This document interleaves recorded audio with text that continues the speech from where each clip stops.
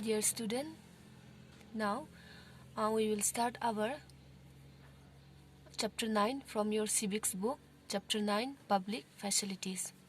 So what is a public facilities? The basic needs which most of the people use, such as water, health, education, etc., are known as the public facilities. So in this chapter, first we can see Anu and Kumar are traveling through Chennai in a bus. As they go around the city, they observe the water facilities available in different parts of Chennai. They see the first region, which is the Anna Nagar. Okay, here in Anna Nagar, one senior government officials like Mr. Rama Gopal live in this area, which is in Chennai. This area have tap water for major part of the day. On days when water is inadequate, Mr. Rama Gopal speaks to a senior official who he knows in the municipal water board, and a water tanker is easily arranged for his house. And in the second region from Chennai, that is Saidapet, where Padma lives.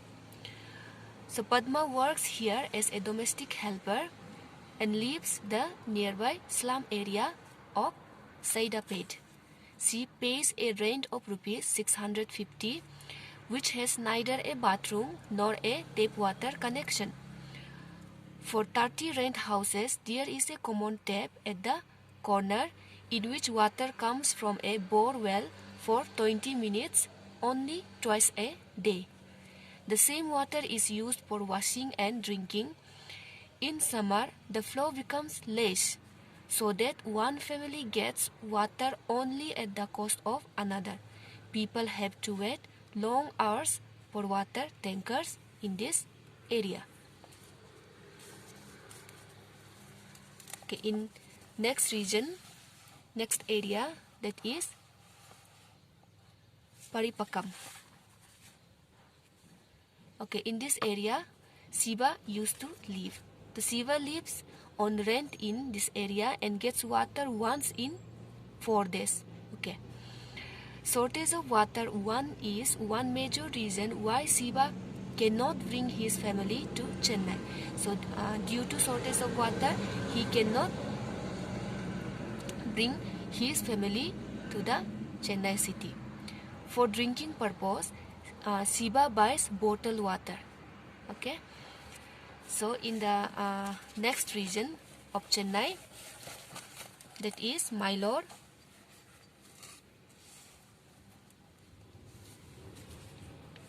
In this area, Subramaniam lives. So Subramaniam has also a shortage of water in this area. This area gets municipal water once in 2 days. A private borewell meets some of the residents' water needs. Borewell water is, however, unpleasant, so the residents use it in their toilets and for washing only. For other uses, water is purchased from tankers. Subramanian spends up to rupees 500 or 600 per month on buying water from the tankers. And for drinking purpose, the residents of this area have installed water purification system in their home. Now turn to the next page. Water as part of the fundamental right to life.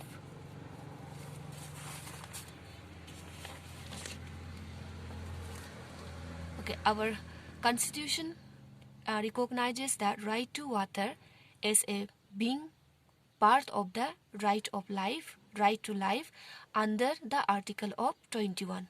So you have to remember, in our Article 21, our constitution provides the right to water as the part of the right to life. This means that there should be universal access to water. Everyone should access to water.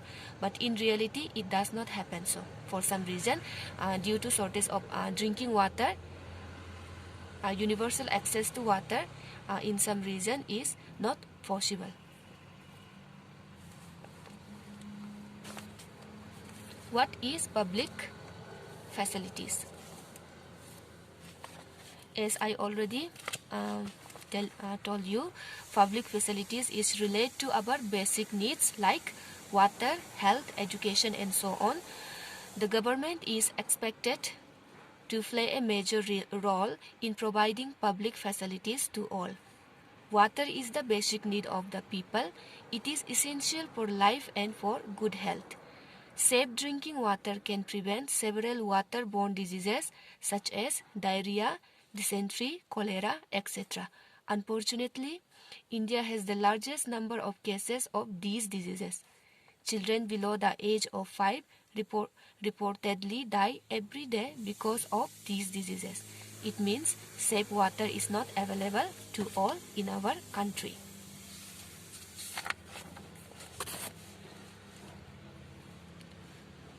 Okay, so let us discuss what is the government's role in providing the public facilities to us. One of the most important functions of government is to ensure that public facilities are made available to everyone.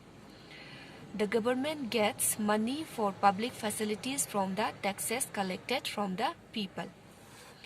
The government is empowered to collect these taxes and use them for such programs.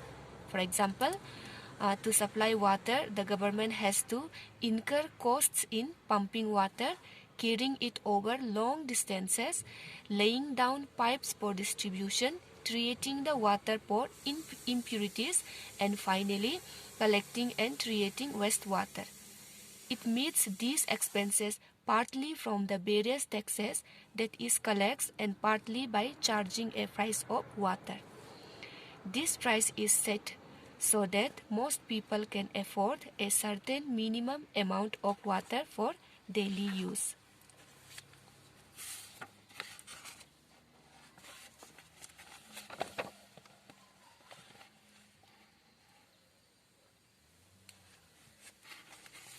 Okay, come to the next topic, in search of alternatives. Means in search, if we face the shortage of water or shortage of any public facilities, what is the optional value of that particular public facility? So although public facilities should be made available to all, in reality we find their shortage. As mentioned above, water is a public facility of great importance, but the tragedy is that it is not available to all. As we have already seen the condition, see the condition of the ch-9, where the most part of the region are getting the shortage of water. The poor are the worst sufferers because they don't have money to purchase water from private companies. Crisis of water becomes acute during the summer months.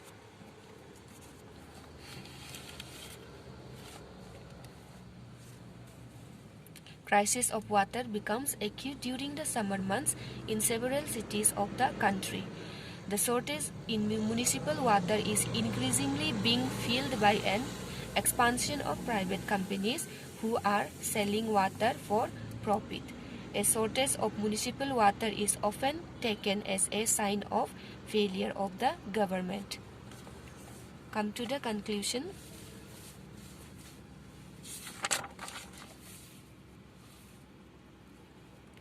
So we have studied public facilities relate to our basic needs, and the Indian Constitution recognizes the right to water and water, health, education, etc. as a part of the right to life.